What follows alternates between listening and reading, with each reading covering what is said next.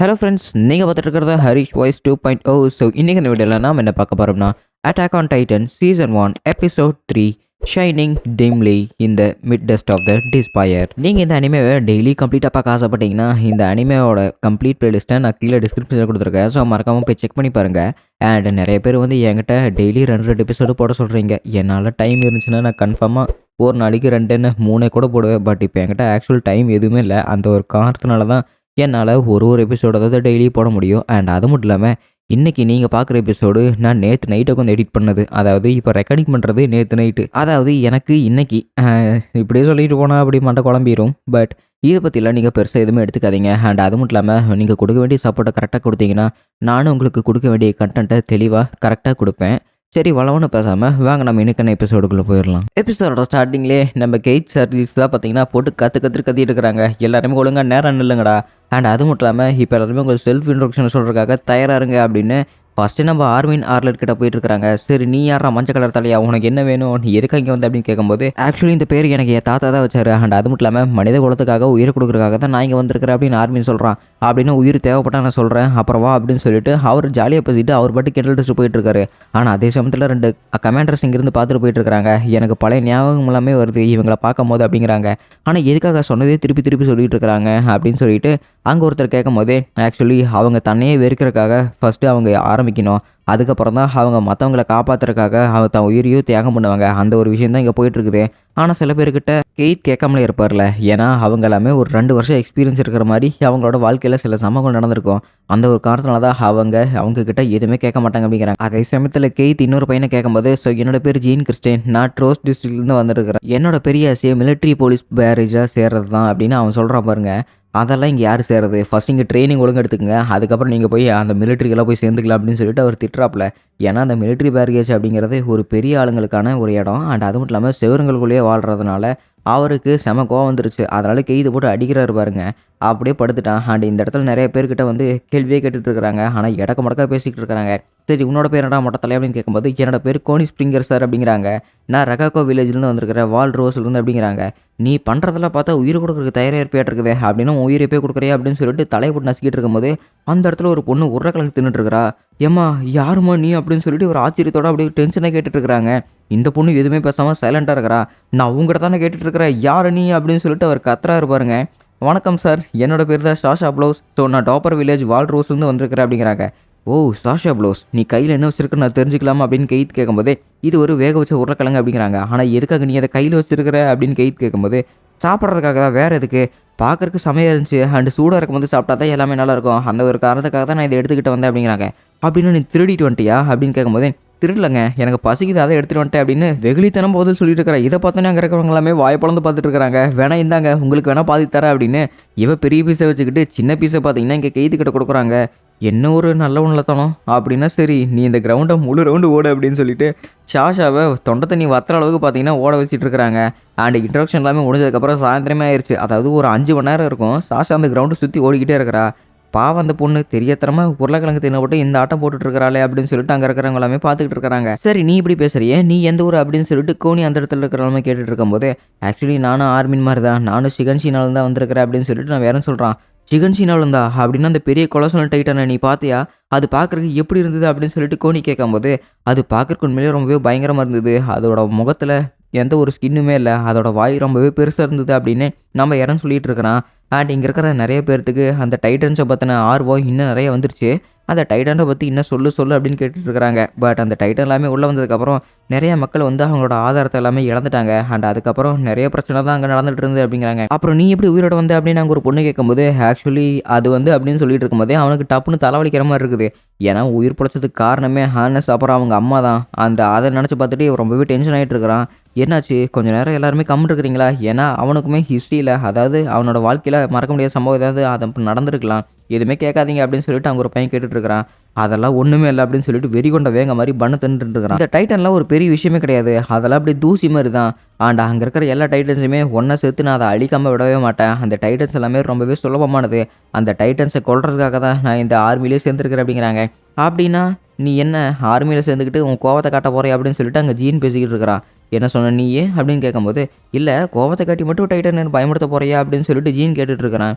நீ மட்டும் என்னவா, நீ மட்டும் போய் மிலிட்ரியில் போய் சேர போனேல அப்படின்னு சொல்லிட்டு நம்ம எரன் கேட்கும்போது, ஆமாம் நானாக தான் அப்போ உண்மையாக நடந்துக்கிட்டேன் உங்களை மாதிரி அப்படின்னு சொல்லிட்டு அங்கே ஜீன் சொல்லிட்டு இருக்கிறான். நீ என் கூட சண்டைக்கு வரத்துக்குன்னு ஆரம்பிச்சிட்டு இருக்கிறே அப்படின்னு சொல்லிட்டு எரன் கேட்கும்போது, சரி பரவாயில்ல பேச்சுக்கு பேச்சு சரியே போச்சு, அதனால் எது பேச வேணாம் அப்படின்னு சொல்லிட்டு ஜீன் பார்த்தீங்கன்னா ஒத்து வாங்கிட்டான். ஆனால் அதே சமயத்தில் நான் வேறன் கோவமாக போகும்போது மிக்காஸ் அவனுக்கு பின்னாடியே போய்கிட்டு இருக்கிறா. யார் அந்த பொண்ணு இப்படி இருக்கிறா தேவதை மாதிரி அப்படின்னு சொல்லிட்டு ஜீனுக்கு ஒரு மாதிரி வெக்கமாயிருச்சு. ஆக்சுவலி உன்ன மாதிரி பொண்ணை நான் எங்கேயுமே பார்த்ததே கிடையாது, உன்னோட முடி ரொம்பவே அழகாக கருப்பாக இருக்குது அப்படின்னு சொல்லிட்டு இங்கே ஜீன் கிறிஸ்டின் சொல்லிட்டு இருக்கிறான். அப்படியா எதுக்காக, ஆனால் ரொம்பவே நன்றி அப்படின்னு சொல்லிட்டு மிக்காஸ் அவ பாட்டுக்கு சொல்லிட்டு போயிட்டா. சொன்ன உடனே பார்த்தீங்கன்னா நம்ம ஜீன் அவளை தேடி பின்னாடி ஓடிக்கிட்டே இருக்கிறான். அண்ட் அங்கே போய் பார்த்தா தெரியுது நம்ம மிக்காஸா எரன்கிட்ட பேசிகிட்டு இருக்கிறா. அண்ட் அது மட்டும் இல்லாமல் என்ன மிக்காஸா முடியெல்லாம் ரொம்பவே அதிகமாக வளர்த்திட்டே இருக்குது, இந்த டி டிமென்ஷனல் மேனுவல் டிவைஸை யூஸ் பண்ணுறதுக்கு முடி ஒரு தடையாக இருக்கக்கூடாது, அதனால அதை சீக்கிரமாக வெட்டிடு அப்படின்னு நம்ம எரன் சொல்கிறா பாருங்க. இதை பார்த்தோன்னே நம்ம ஜீனுக்கு மனசே உடஞ்சிருச்சு. ஏன்னா இப்போ தான் முடி நல்லா இருக்குன்னு சொல்கிறான்ல. அவன் பார்த்தீங்கன்னா முன்னாடி போயிட்டு இருக்கிற கோனியோட சட்டையில் ஏதோ தடை வர மாதிரி இருக்குது. என்ன கரும்பு தர என் மேலே தடவிட அப்படின்னு சொல்லிட்டு கோனி கேட்கும்போது, மற்றவங்க மேலே இருக்கிற நம்பிக்கை தாண்டா உன் மேலே தடவி பார்த்தா இருக்குதானே அப்படின்னு சொல்லிட்டு அவள் கல் நெஞ்சுக்கார மாதிரி பேசிகிட்டு இருக்கிறான். ஆனால் அதே சமயத்தில் நம்ம ஷாஷா எப்படியே ஓடி முடிச்சிட்டா. அவள் அப்படி கீழே படுத்துட்டா. ஆண்டா பக்கத்தில் யாரோ சாப்பாடு கொண்டு வர மாதிரி இவளுக்கு அப்படியே மோப்பம் பிடிச்சிட்டு இருக்கிறா. டப்புன்னு அந்த இடத்துல ஒரு பண்ணோட வாசம் அடிக்க, அங்கே ஒரு பொண்ணு இவளுக்கு பண்ணு கொண்டு வந்திருப்பா. அதை பிடிங்கி வெறி கொண்ட வேக மாதிரி சாப்பிட்டுட்டு இருக்கிறா.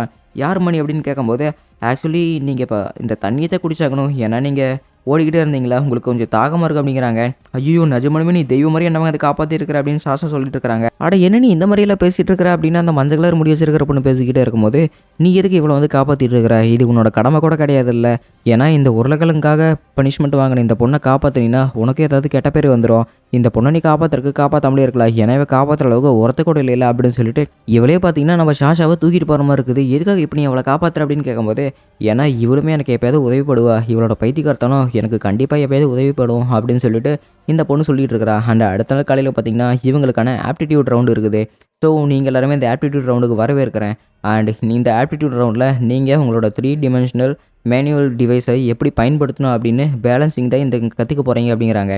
ஸோ இந்த டிவைஸ் அதாவது இந்த ரவுண்டு கிளியர் பண்ணுறதுக்கு ரொம்பவே ஈஸியான விஷயங்கள் சில பேர். அதுக்கு எக்ஸாம்பிள் அந்த பொண்ணு இங்கே நிற்கிறா பார்த்தியா, அவங்க எல்லாருமே ரொம்பவே சிம்பிளாக அதை ஹேண்டில் பண்ணிட்டுருக்காங்க, அவங்களோட பேலன்சிங் தான் அதில் முக்கியம் அப்படிங்கிறாங்க. ஆனால் அந்த பையனை கமந்துருக்குற அப்படிங்கும்போது, ஆமாம் இந்த டிவைஸை பயன்படுத்தும் போது ஃபெயிலியர்ஸ் இருக்கும், அந்த ஃபெயிலியர் தான் அந்த பையன் அப்படின்னு நம்ம எரன் கட்டிட்டு இருக்கிறாங்க. நம்ம எரன் அங்கே தலைகளாக நின்றுட்டு இருக்கிறான். எரனை பார்த்துட்டு எல்லாருமே சிரிச்சிட்டு இருக்கிறாங்க. ஏன்னா எரன் தான் நேற்று நைட்டு அவளை வாய் பேசி இருப்பார்ல, இப்போ இங்கே தலைகளாக நிற்கிறதுனால அவனை ரிஜெக்ட் பண்ணிடுவாங்களோ அப்படின்னு அவள் பயந்துட்டு இருக்கிறான். அன்னைக்கு ஈவினிங்கே செஷன் எல்லாமே முடிஞ்சதுக்கப்புறம் எரன், மிகாசா அப்புறம் ஆர்மின் அவங்க 3 பேர் மட்டும் இங்கே ட்ரைனிங் எடுக்க வந்துட்டு இருக்காங்க. ஸோ எரனுக்கு சொல்லித்தருக்காக மிகாசா அந்த இடத்துல அப்புறம் நல்ல ட்ரைனிங் சொல்லி கொடுத்துட்ருக்கிறா. ஏன்னா நீ உன்னோட பாடி பேலன்ஸிங்கை கரெக்டாக வச்சுக்க, அதுவே போதும் அப்படின்னு மிகாசா சொன்னதுக்கப்புறம் வெயிட்டை தூக்குடா அப்படின்னு சொல்லிட்டு நம்ம ஆர்மின்னு சொல்கிறாங்க பாருங்க. அவனுமே லிவர் பிடிச்சி திருவுறான். இவன் பேலன்ஸ் பண்ணி நிற்கலான்னு பார்த்தா நம்ம எரன் கவுந்து போய் கீழே விழுகிறான் பாருங்க. அவன் தலையில் பலத்த அடி விழுந்துருச்சு. ஆனால் அங்கே இருக்கிற எல்லாருமே இங்கே சாப்பிடும்போது நம்ம எரனை கிண்டல் பண்ணிட்டு இருக்கிறாங்க. நேற்று இந்த பையன் தானே நம்மக்கிட்ட எல்லா டைட்டன்ஸுமே கொள்ளு அப்படின்னு சொன்னான், ஆனால் இன்றைக்கி தலையில் பிளாஸ்திரியோட இருக்கிறான், இவன் கண்டிப்பாக வெளியே போயிடுவா அப்படின்னு அங்கே இருக்கிறவங்க எல்லாருமே பேசிகிட்டு இருக்கும்போது, எரன் அவங்க பேசுகிறதா எதுவுமே கேட்டுட்டு இருக்காதா, ஃபஸ்ட்டு சாப்பிட்ற வேலையை பாரு அப்படின்னு சொல்லிட்டு நம்ம மிகாசா எழுப்பி விடுறா. ஆனால் அதே சமயத்தில் சரி இதுக்கு மேலே எதுவுமே என்னால் பண்ண முடியாதுன்னு நினைக்கிறேன், பட் இருந்தாலுமே நான் விட்டு கொடுக்க மாட்டேன், நான் நாளைக்கு போராடியதே தீருவேன் அப்படின்னு கடைசி நாளைக்கு ஒரு ட்ரை இருக்குது அவனுக்கு. பட் இருந்தாலுமே நீ இதை ட்ரை பண்ண தேவையில்லை அப்படின்னு சொல்லிட்டு மிகாசா சொல்கிறா. எதுக்காக இப்படி சொல்கிற, நான் ஏன் விட்டு கொடுக்கணும் அப்படின்னு சொல்லிட்டு நம்ம எரன் சொல்லும்போது, நீ நடந்ததெல்லாம் பார்த்து இல்லை, அதனால நான் விட்டு கொடுக்கவே மாட்டேன் அப்படின்னு சொல்லிட்டு எரன் சொல்லிட்டு இருக்கிறான். ஆனாலுமே நீ ஒன்றும் இந்த மாதிரி பண்ண தேவையில்லை, ஏன்னா உன்னை பாதுகாக்கிறதுக்காக தான் நான் இருக்கிறேன்ல அப்படின்னு சொல்லிட்டு நம்ம மிகாசா சொல்லிக்கிட்டு இருக்கிறா. ஆனால் அதெல்லாமே கேட்காம எரன் அவன் பாட்டுக்கு கிளம்பிக்கிட்டான். ஆனால் பக்கத்தில் யாருக்கு வந்துருக்குன்னு பார்த்தா சாஷா தான் உட்காந்துருக்கிறா. இவதுக்கு இங்கே உட்காந்துருக்கா அப்படின்னு சொல்லிட்டு வாய் திறந்துக்கிட்டு நம்ம மிகாசா பார்த்துக்கிட்டு இருக்கிறா. ஆக்சுவலி அந்த பண்ணு நீ வச்சிருக்கீல, அதை நான் சாப்பிட்டுக்கிட்டா அப்படின்னு சொல்லிட்டு சாப்பாட்டுக்கு தான் பார்த்தீங்கன்னா நம்ம மிகாசா பக்கத்தில் உட்காந்துருக்கிறா. இந்த சாப்பாடு வேணுமா, அதாவது இந்த பண்ணு வேணுமா, இந்த எடுத்து சாப்பிட்றா சாப்பிட்டுக்க அப்படின்னு அவள் கொடுக்குற மாதிரி கொடுக்குறா. அடுத்த செகண்டே மிகாசா பார்த்தீங்கன்னா இந்த பிரெட்டை சாப்பிட்டு முடிச்சிட்டா. அண்ட் சாஷா ரொம்பவே சோகமாயிட்டா, ஏன் இப்படி ஏமாற்றிட்டே அப்படின்னு. அன்றைக்கி நைட்டே பார்த்தீங்கன்னா எரன் வந்து ஜீன் அப்புறம் நம்ம கோனிக்கிட்ட ஹெல்ப் கேட்டுட்டு இருக்கிறான். என்னடா என்னமோ நேற்றெல்லாம் வெறும் பீலை விட்டுட்டு இருந்தேன், இன்றைக்கி என்கிட்ட வந்து ஹெல்ப் கேட்டுட்ருக்கிறேன், நேற்று யாரோ சொன்னாங்களே வீக்காக இருக்கிறவங்க எல்லாமே இந்த லெவலை விட்டு போயிடுவாங்க அப்படின்னு, அப்படின்னா நீ இந்த ட்ரைனிங் விட்டு போயிடுவில்லை அப்படின்னு சொல்லிட்டு அங்கே இருக்கிற 2 பேருமே கிண்டல் பண்ணிட்டு இருக்காங்க. தயவு செஞ்சு அப்படியெல்லாம் சொல்லாதீங்க, எனக்கு ரொம்பவே பயமாக இருக்குது, எனக்கு ஹெல்ப் பண்ணுங்கடா அப்படின்னு சொல்லிட்டு இருக்கிறாங்க. அப்படின்னா இவங்க யாருமே கற்றுத்தரல, எனக்கு நீங்கள் 2 பேர் மட்டும் தான் இருக்கிறீங்க, ரெய்னர், பெர்டோல்ட், ஏன்னா நீங்கள் 2 பேர் தான் நல்லாவே ட்ரைனிங் எடுத்துகிட்டு இருக்கிறீங்க, ஏதாவது டிப்ஸ் அண்ட் ட்ரிக்ஸ் இருந்தால் எனக்கு சொல்லுங்கள் அப்படின்னு சொல்லிட்டு இவங்க 2 பேர்த்துக்கிட்ட நம்ம யாருன்னு கேட்கும்போது, இது மாதிரியெல்லாம் எந்த ஒரு டிப்ஸ் அண்ட் ட்ரிக்ஸுமே இல்லை, எங்களுக்கு அது பழக்கமாக தான் இருக்குதா, அந்த ஒரு காரணத்தினால தான் நாங்கள் அதை ட்ரை பண்ணிட்டு இருக்கிறோம் அப்படிங்கிறாங்க. அப்படின்னா சரி நீங்கள் 2 பேர் எங்கேருந்து வந்திருக்கிறீங்க அப்படின்னு நம்ம மெர்டோல்ட் கேட்கும்போது, நாங்கள் ஷிகன்ஷினால தான் வந்திருக்கிறோம் அப்படிங்கிறாங்க. ஷிகன்ஷினாவா, அந்த இடத்துல டைட்டன்ஸ் எல்லாமே வந்திருக்குமே, அந்த டைட்டன்ஸை நீங்கள் கண்ணால் பார்த்துருக்குறீங்க. அந்த டைட்டன்ஸு நீங்கள் உங்கள் கண்ணால் பார்த்தனால தான் நீங்கள் இங்கே ட்ரைனிங் வந்திருக்கிறீங்க. ஆனால் இங்கே நிறைய பேர் அந்த டைட்டன்ஸை பார்க்காமலே இங்கே இத்தனை பேர் சந்தோஷமாக இருக்கிறாங்க. ஆனால் எங்கள் ஊரில் அப்படி இல்லை. ஏன்னா நாங்களுமே ஷிகன்ஷி நாடுலேருந்து தான் வந்திருக்கிறோம். ஏன்னா வால்மரியா பக்கத்தில் தான் எங்கள் ஊருமே இருக்குது. அது காட்டுப்பகுதிக்குள்ளே இருக்கிற ஒரு குட்டி கிராமம். அது செய்தி எங்களுக்கு வரதுக்குள்ளே அன்னைக்கு எல்லாமே முடிஞ்சிருச்சு. அன்னைக்கு ஒரு நாள் காலையில் எல்லாமே அமைதியாக சாந்தமாக இருந்தது. ஆனால் எங்கள் கேட்டில்ஸ், அதாவது எங்கள் ஆடு மாடுகள் எல்லாமே ரொம்பவே பதறி போயிருந்தது. அன்னைக்கு எங்கள் வீட்டில் ஏதோ காலடிங்கள் சத்தங்கள் நல்லா கேட்டுச்சு. அன்னைக்கு நான் கதவை திறந்து பார்த்ததுக்கு அப்புறம் தான் தெரியுது, ஒரு பெரிய ராட்சச டைட்டன் எங்கள் வீட்டையே பார்த்துட்டு இருந்தது அப்படின்னு நம்ம பெர்டோல் சொல்லிட்டு இருக்கிறான்.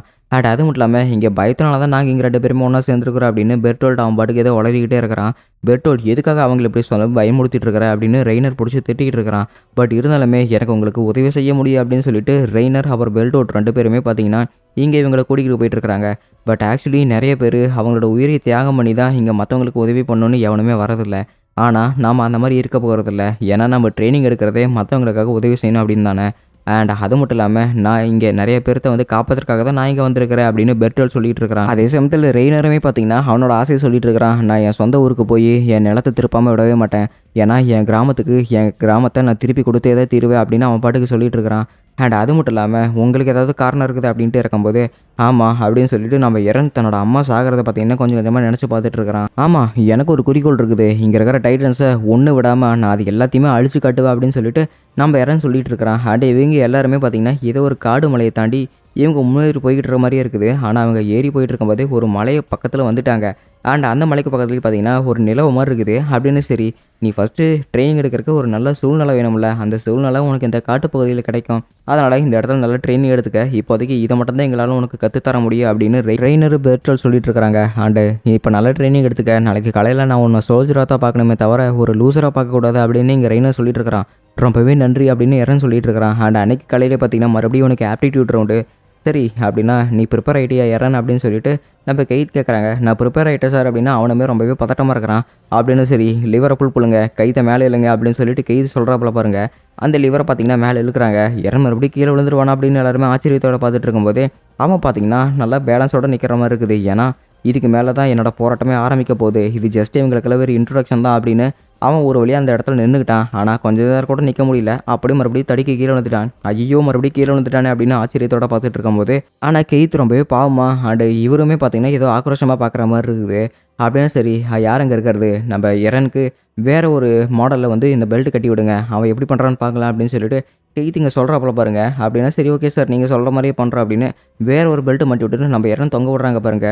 எரன் ரொம்பவே அசால்ட்டாக தொங்கிட்டு இருக்கிறான். நீ நேற்று தொங்காததுக்கான காரணம் இந்த பெல்ட்டில் ஒரு டிஃபெக்ட் இருந்தது.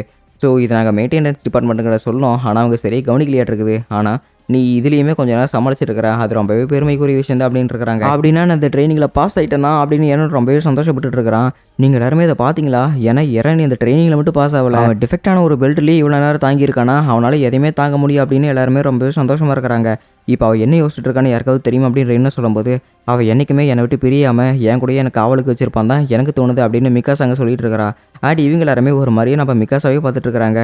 கிரிஷா ஒரு வழியாக உன்னோட பையனுமே ஒரு சோல்ஜர் ஆகிட்டா அப்படின்னு இங்கே கை சொல்லிட்டு இருக்கிறாங்க. அதாவது நம்ம எரன் ஏகரோட அப்பாவை தான் சொல்லிட்டு இருக்கிறாப்புல. அதே சமயத்தில் நம்ம எரன் பார்த்தீங்கன்னா காட்டு பகுதிக்குள்ளே நல்லாவே ட்ரைனிங் எடுத்துகிட்டு இருக்கிறாங்க. இவங்களுக்கு அதெல்லாமே செட் ஆயிடுச்சு. அதோட இந்த எபிசோடு முடிக்கப்பட்டதே.